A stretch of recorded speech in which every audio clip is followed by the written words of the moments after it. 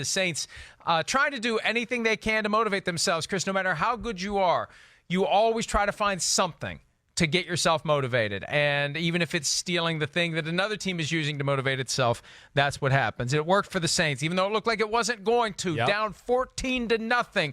And there was a sequence there late in the first quarter, into the second quarter, where it could have gone either way for the Saints. The scoop and score attempt by the Eagles defense that failed.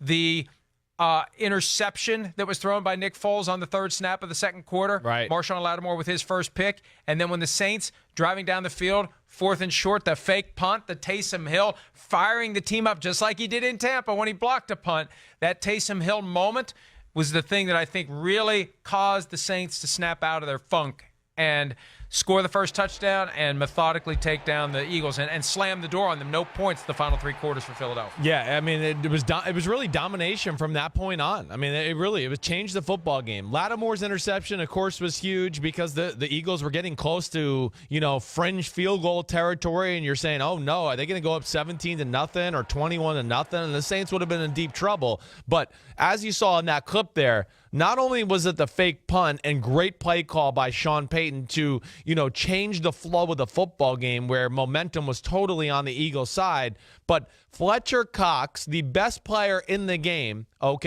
got hurt. Fletcher Cox on that fake punt hurt his knee, missed a significant amount of time, not only in the rest of the first half there, but was in and out of the lineup in the second half as well. And really from that point on, that's where time of possession just got out of hand, right, guys? I mean, what was it? At the end of the day, the Saints had the ball for 37 minutes and 50 seconds. And the Eagles had the ball for 22 minutes and 10 seconds. And that's after the Eagles having it, in the first quarter stats? About 10 minutes of the time? 12 minutes of the time? 9 minutes and 48 seconds in the first quarter for Philly. Just 12-plus minutes the rest of the game. That's unbelievable. And I think that just alone shows you that they dominated the line of scrimmage from about that point on and on both sides of the ball. And I got to give Sean Payton. Sean Payton has this uncanny ability. First of all, he's got guts. I mean, he's just got no fear, but this uncanny ability to know, okay, my team doesn't got it right now. I'm going to have to be the spark. And it's very rare that the coach can do that. But whether it's an onside kick to beat the Colts to start the second half in the Super Bowl or plays like this that we have seen him do all year long, this is why Sean Payton is really one of the greatest coaches of our era, because his ability to make his teams tough, of course, his offensive genius, but knowing when to kind of interject himself into the game to change it. And I got to give him a lot of credit, like I said, because he's an amazing, and that was a gutsy call. Yeah, and you're absolutely right. They needed something to wake up, and that did it. And Thomas Morstead, there's an item on PFT that Morstead says he was lobbying Payton to go for it, but it sounds like Payton was going for it anyway, because that's just what they do. We have seen this now, and it to the point where it irritates some people that coaches are so aggressive. They're just recklessly aggressive. Hey, we're aggressive. Hey, I'm trying to win the game. Well, yeah, we're trying to win the game, but try not to lose the game while you're at trying to win the game. But Payton has a good sense of timing as to when the right time is to go for it. When you should call the fake punt. When you should have a surprise onside kick in Super Bowl 44. I mean, that's one of the all-time gutsiest moves. Years before, coaches were being aggressive.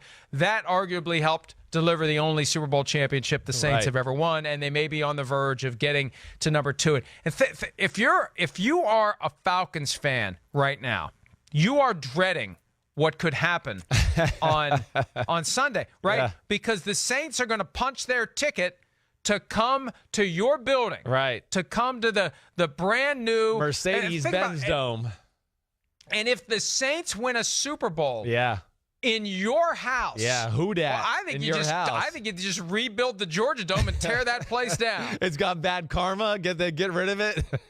Yeah, I hear you. They're not going to want to hear about that all week of the Falcons players. They might want to move out of town or go on vacation if the Saints do go to the Super Bowl. Because, yes, that will, as a division rival, certainly make you angry to go, oh, my gosh, we got to hear about this team in our city playing their biggest game of the year in our stadium. Will absolutely drive drive you crazy, certainly. But, I think, back to the game, just one point I'd like to make, Mike. I mean, yes, we talked about, the momentum, the injuries that the Philadelphia Eagles had to overcome, not only in this game, but this season. I think all came back to bite them.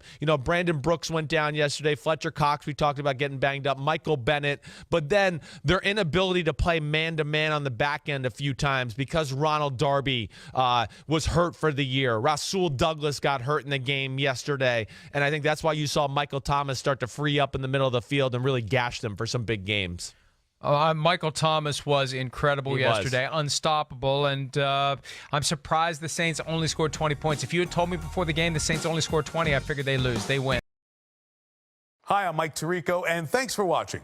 Make sure to hit subscribe for the latest news and highlights from NBC Sports.